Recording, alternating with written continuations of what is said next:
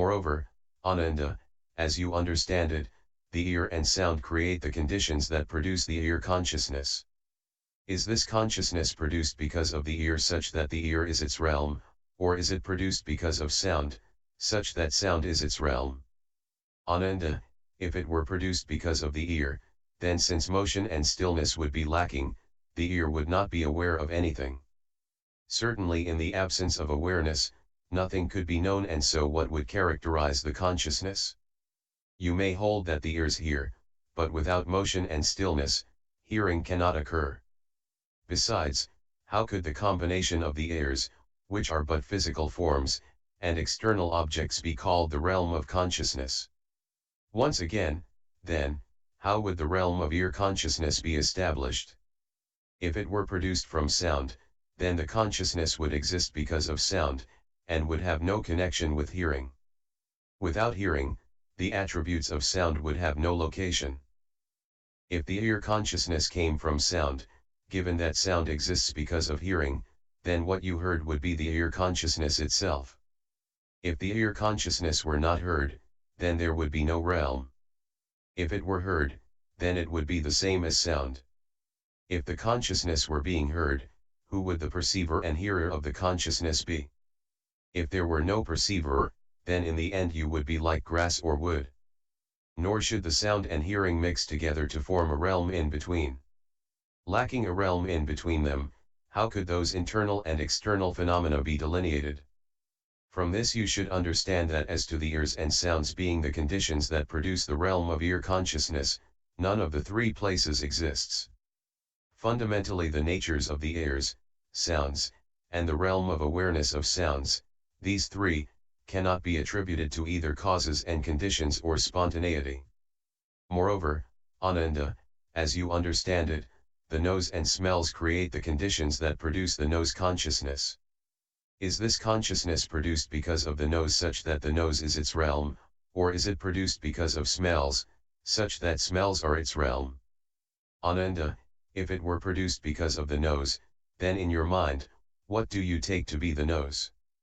Do you hold that it takes the form of two fleshy claws, or do you hold it is an inherent ability of the nature, which perceives smells as a result of motion? If you hold that the nose is fleshy claws, flesh is an integral part of your body and the body's perception is touch. Then it should be called body instead of nose, and its objects would be those of touch. Since it would not even be called a nose, how could a realm be established for it? If you hold that the act of smelling is perceived, then, in your opinion, what is the perceiver? Were the flesh the perceiver, basically what the flesh perceives is objects of touch, which have nothing to do with the nose. Were emptiness the perceiver, then emptiness would perceive by itself and the flesh would have no awareness. If that were the case, then empty space would be you, and since your body would be without perception, Ananda would not exist. If the smells were the perceiver, perception itself would lie with the smells. What would that have to do with you? If you insist that smells of both fragrance and stench are produced from your nose, then these two wafting smells of fragrance and stench would not arise from the wood of Aravana or Chandala. Given that the smells would not come from those two things, when you smelled your own nose, would it be fragrant or would it stink? What stinks does not give off fragrance, what is fragrant does not stink. If you could smell both the fragrance and the stench, then you, a single person, would have two noses, and I would now be addressing questions to two Anandas. Which one would be you? If you only have one nose, then fragrance and stench would not have two separate identities. Since stench would be fragrance and fragrance would be stench, thereby lacking two distinctive natures, what would make up the realm? If the nose consciousness were produced because of smells, it would exist because of smells. Just as the eyes can see but are unable to see themselves, so, too, if the nose consciousness existed because of smells, it should not be aware of smells. If it had no awareness, it could not be a consciousness. If the consciousness were not aware of smells, then the realm could not be established from smells. If the consciousness was not aware of smells, then the realm could not be established due to smells.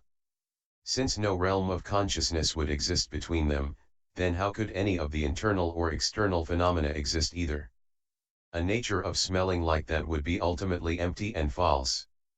From this you should understand that as to the nose and smells being the conditions that produce the realm of nose consciousness, none of the three places exists. Fundamentally the natures of the nose, smells and the realm of smelling, these three, cannot be attributed to either causes and conditions or spontaneity. Moreover, Ananda, as you understand it, the tongue and flavors create the conditions that produce the tongue consciousness. Is this consciousness produced because of the tongue so that the tongue is its realm, or is it produced because of the flavors, so that the flavors are its realm? Ananda, if it were produced because of the tongue, then all the sugar cane, black plums, huanglin, salt, zixing, ginger, and cassia in the world would be entirely without flavor. Also, when you tasted your own tongue, would it be sweet or bitter? If your tongue's natural flavor were bitter, then what would taste the tongue? Since the tongue cannot taste itself, who would have the sense of taste? If the natural flavor of the tongue was not bitter, then it could not engender tastes. How, then, could a realm be established? If the tongue consciousness were produced because of flavor, the consciousness itself would be a flavor. Then the case would be the same as with the tongue organ being unable to taste itself. How could the consciousness know whether it had flavor or not? Moreover, the many flavors do not all come from one thing. Since flavors are produced from many things, the consciousness would have many substances. If the consciousness were a single substance and that substance was definitely produced from flavor, then when salt, bland, sweet, and pungent flavors were combined, their various differences would change into a single flavor and there would be no distinctions among them. If there were no distinctions, it could not be called consciousness. So, how could it further be called the realm of tongue, flavor, and consciousness? Nor could empty space produce your conscious awareness. The tongue and flavors could not combine without each losing its basic nature. How, then, could a realm be produced? From this you should understand that as to the tongue and flavors being the conditions that produce the realm of tongue consciousness, none of the three places exists. Fundamentally the natures of the tongue, flavors, and the realm of the tongue consciousness, these three, cannot be attributed to either causes and conditions or spontaneity. Moreover, Ananda, as you understand it, the body and objects of touch create the conditions that produce the body consciousness.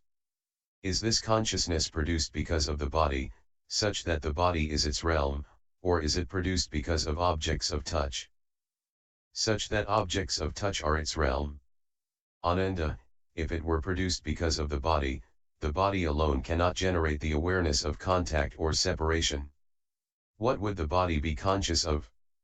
If it were produced because of objects of touch, then your body should not be necessary. But who can perceive contact with something other than the body? Ananda, things do not perceive objects of touch, the body does. What the body knows is objects of touch, and what is aware of objects of touch is the body. Objects of touch are not the body, and the body is not objects of touch. The two entities of body and objects of touch basically have no location. If it were the body consciousness that came in contact with the body, then it would be the body's own substance and nature. If the body consciousness were separate from the body, then it would be like empty space. Since the internal and external aspects can't be established, how can something be set up between them? Since no such middle can be set up, the internal and external aspects are by nature empty. From what, then, would your consciousness be produced? From this you should understand that as to the body and objects of touch being the conditions that produce the realm of body consciousness, none of the three places exists. Fundamentally the body, objects of touch, and the realm of body consciousness, these three, cannot be attributed to either causes and conditions or spontaneity. Moreover, Ananda, as you understand it, the mind and dharmas create the conditions that produce the mind consciousness. Is this consciousness produced because of the mind, such that the mind is its realm, or is it produced because of dharmas, such that dharmas are its realm? Ananda, if it were produced because of the mind, in your mind there certainly must be thoughts that give expression to your mind. If there were no dharmas before you, the mind would not give rise to anything. Apart from conditions, it would have no shape, thus, of what use would the consciousness be? Moreover, is your mind consciousness the same as your mind organ with its thought processes and discriminations, or is it different? If it were the same as the mind, then it would be the mind. How could it be something produced from it? If it were different from the mind, it shouldn't have any consciousness. If it didn't have any consciousness, how could it be produced from the mind? If it did have consciousness, how could the mind be conscious of itself? Since it is by nature neither the same nor different, how can a realm be established? If it were produced because of dharmas, none of the mundane dharmas exist apart from the 5 defiling objects. Consider the dharmas of form, of sound, of smell, of taste, and of touch. Each has a clearly distinguishable appearance and is matched with one of the 5 organs. They are not what the mind takes in. If your consciousness were indeed produced through a reliance on dharmas, then take a look at them now. What does each and every dharma look like? Apart from the attributes of form and emptiness, motion and stillness, penetration and obstruction, unity and separation, and arising and ceasing, there is nothing at all. When there is arising, then form, emptiness, and all dharmas arise. When there is ceasing, then form, emptiness, and all dharmas cease to be. Since the objective causes do not exist, then what does the consciousness which those causes produce look like? If there is nothing discernible about the consciousness, how can a realm be established for it? From this you should understand that as to the mind and dharmas being the conditions that produce the realm of mind consciousness, none of the 3 places exists. Fundamentally the mind, dharmas, and the realm of the mind consciousness, these 3, cannot be attributed to either causes and conditions or spontaneity. Ananda said to the Buddha, world-honored one, in discussing the dharmas of mixing and uniting and of causes and conditions, the thus come one has often said that the transformations of all mundane phenomena can be discovered in the mixing and uniting of the 4 elements. Why does the thus come one now reject causes and conditions and spontaneity as well? I do not know what your meaning pertains to.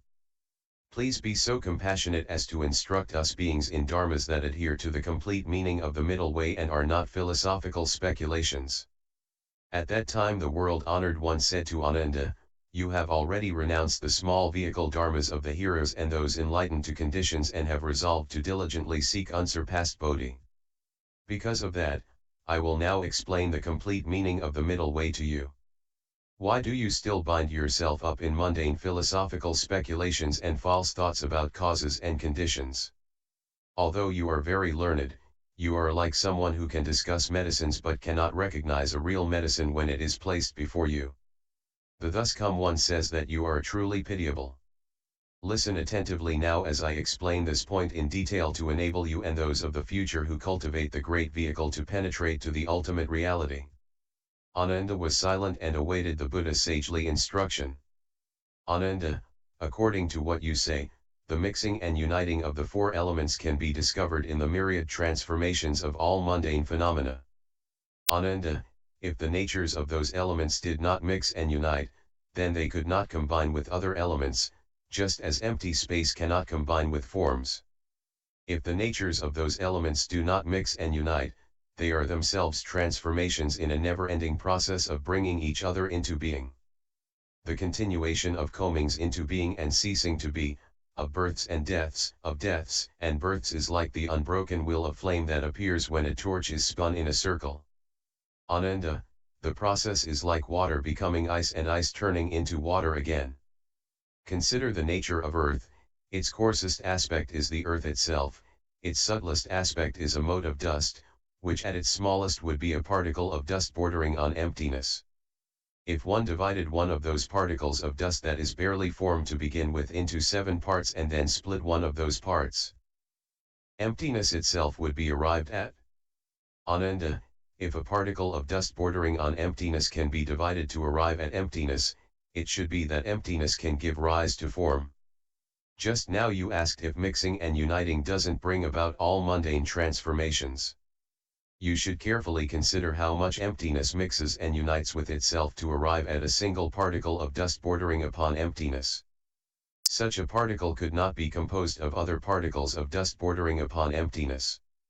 Moreover, since particles of dust bordering upon emptiness can be reduced to emptiness, of how many particles of such form would emptiness be composed?